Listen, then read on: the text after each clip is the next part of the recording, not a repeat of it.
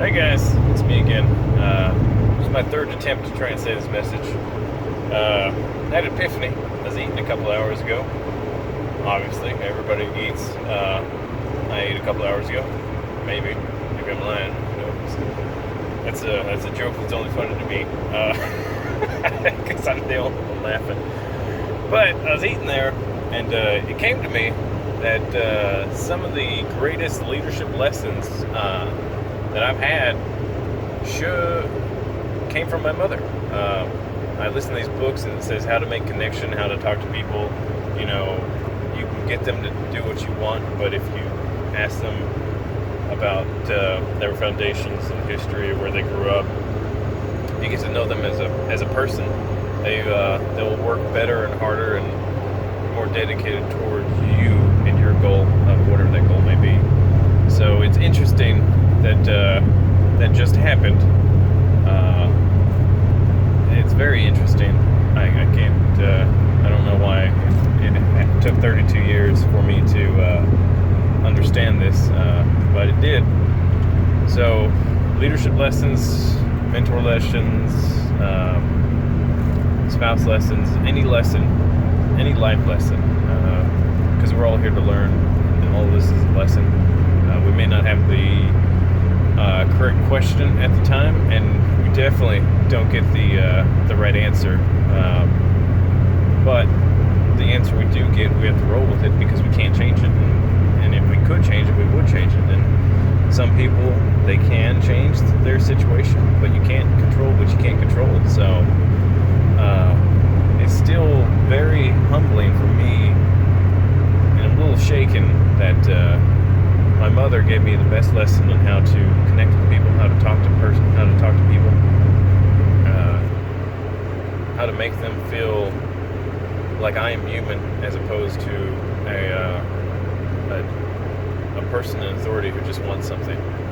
Because you can always get somebody to do something if you are in a higher position, because you lead by authority as opposed to lead by charisma or lead by friendship. However you want to call that. I'm saying a lot of ums because I'm beginning to think that my seek for the perfect leadership is more like an internal search of who I am and self-discovery, which is good. I'd rather do it now than later in my career. But this is some crazy stuff, man. I mean, I'm searching for reasons why, certain times a day I want a Diet Coke. I'm searching for the clothes I wear. I'm searching for what I say. I'm searching for the right words to say. I'm searching on when not to say jokes that I used to say jokes in because of how it would make somebody feel. And I'm searching of pushing somebody to a goal that's better for them, but they don't want it. So let's talk about what they do want.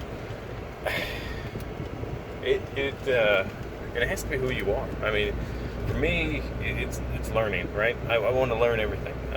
I'm curious. I'm not smart enough to understand everything because I'm just not.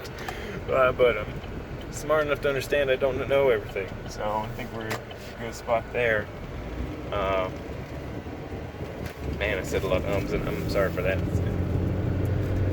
It's just, I don't know, I'm speaking top of the heart right now. It's not like I'm saying to the heart as a fake connection with you, but I mean, it is right there on my heart. And, if you're ready to listen to this, awesome. If you don't want to listen to this, don't listen to it. I mean, some of you might not like my nose, my face, my hair. Some of you might want me to have a beard. I get that a lot. We're the same guy, you know who you are. But I mean, it is crazy that the biggest leadership lesson came from my mother, and I didn't understand it until 2 hours ago when I'm eating food, just sitting there. That is, I'm getting emotional, but this is so silly. So the searching for why I do everything that I do and how I do everything that I do, and at the same time doing the job, it's leading